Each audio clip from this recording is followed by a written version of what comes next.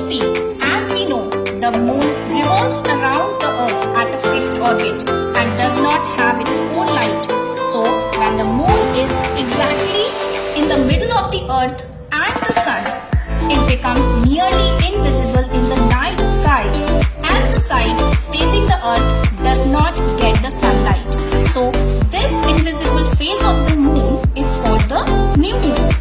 But as the moon continues to orbit and moves a little ahead in the waxing phase, after 2 or 3 days, some light from the sun starts to fall on some part of it, which makes the moon appear in the crescent shape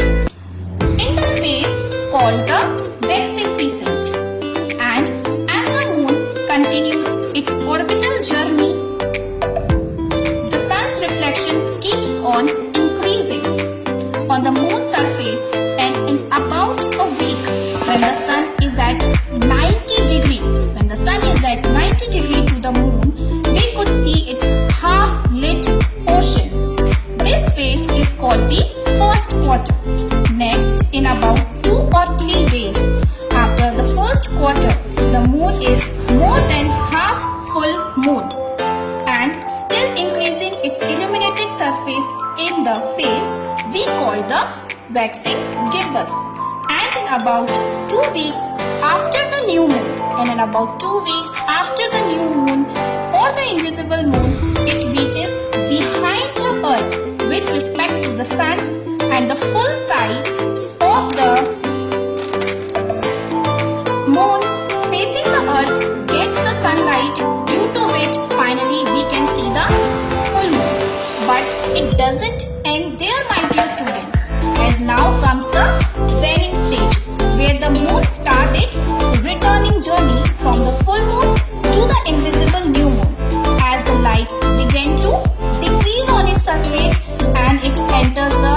waning gibbous phase. After this occurs the last quarter, during which the moon is once again half illuminated, but the lit area that's visible is on the decline. This is followed by the waning crescent phase, in which the moon shrinks back to a crescent that's less than half full, and finally moon finishes its journey in about 29.5 days and come back between the earth and the sun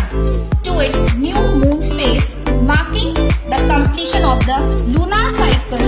just to start over again.